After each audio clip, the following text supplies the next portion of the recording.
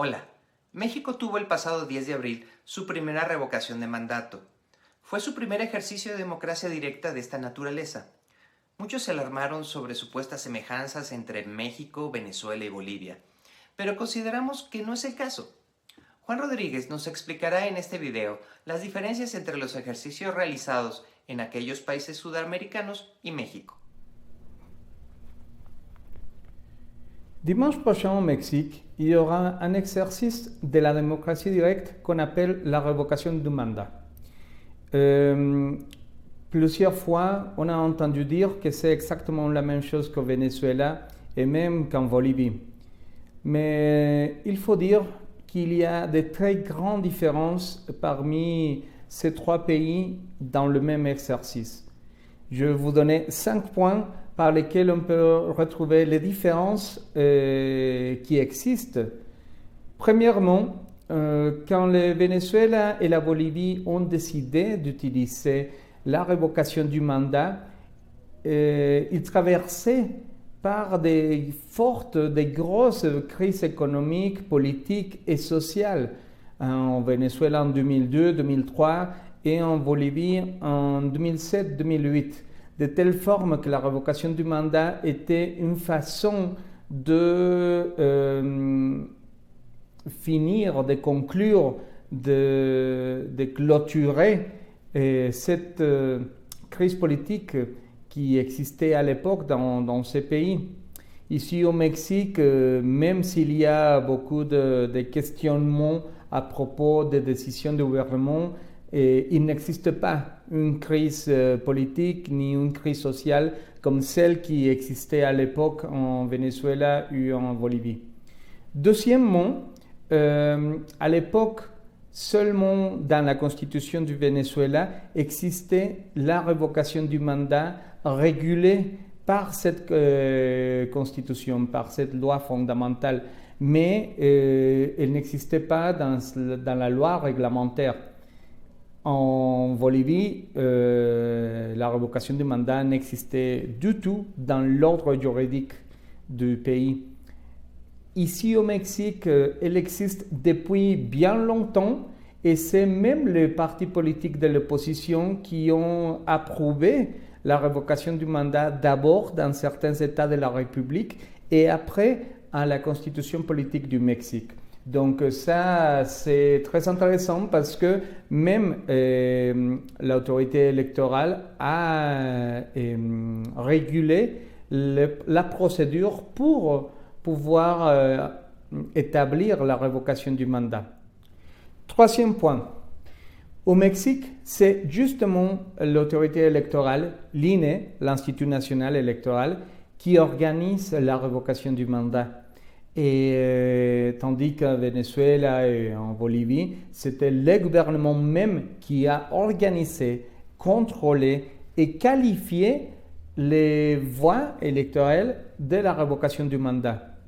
Donc, on a accusé et on a signalé que tout cela était contrôlé par le gouvernement et même les résultats. Donc, il n'y avait pas une confiance de résultats. Ici, l'arbitre électoral est neutre. Donc, cela donne une certitude de résultats qui n'existait pas dans les autres élections de révocation du mandat au Venezuela et en Bolivie. Quatrièmement, au Mexique, il y a une grosse diffusion de la révocation du mandat par les gouvernements, les partis politiques et même l'autorité électorale.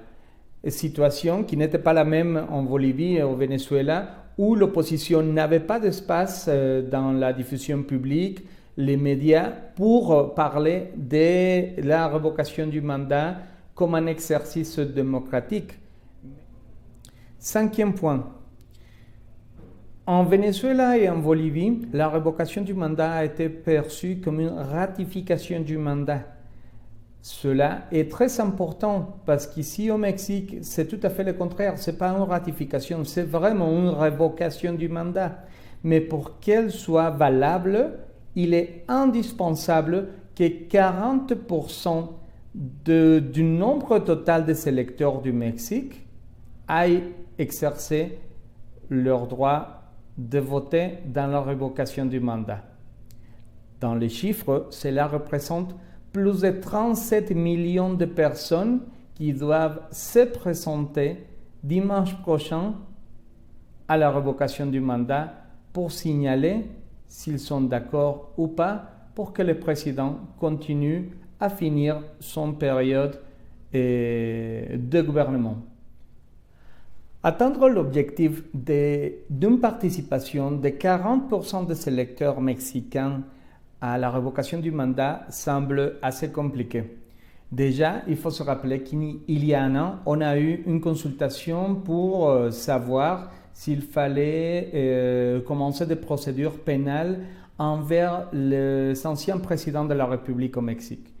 Et à cette consultation-là, il y a eu une participation de presque 8% du total des électeurs mexicains.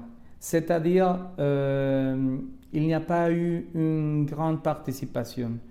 Il faut se rappeler qu'aux élections de 2018, quand le président Andrés Manuel López Obrador a été élu, il y a eu une participation de plus de 52% des électeurs mexicains.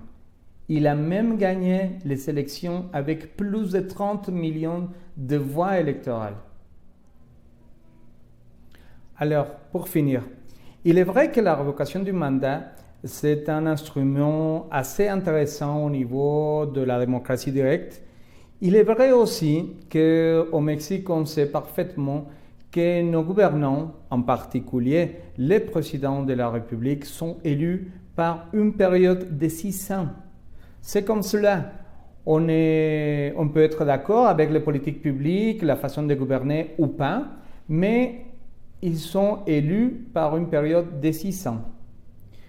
Cet exercice de révocation du mandat va nous montrer aussi pas forcément le niveau d'approbation du gouvernement, mais je pense surtout que cela va nous montrer l'intérêt de la population à participer dans ce type d'expérience démocratique et savoir aussi quels sont les contrepoids que les partis politiques peuvent utiliser face aux élections présidentielles d'ici a presque 2 ans et demi. Gracias, Juan. Como ven, son circunstancias distintas que, si bien deben de tomarse en consideración, no implican una alarma o una alerta, pues el diseño institucional mexicano ha permitido sortear intentos autoritarios por parte de diversos actores políticos. Estos son algunos datos sobre la votación del pasado 10 de abril. Cabe señalar que la oposición pidió a sus electores no participar. Si bien la votación favorece al presidente y su partido, esta victoria tuvo un sabor amargo para ellos, pues los resultados muestran que el apoyo al presidente ha disminuido. Si tienen alguna pregunta o comentario, nos pueden contactar aquí. Gracias por vernos. Hasta pronto.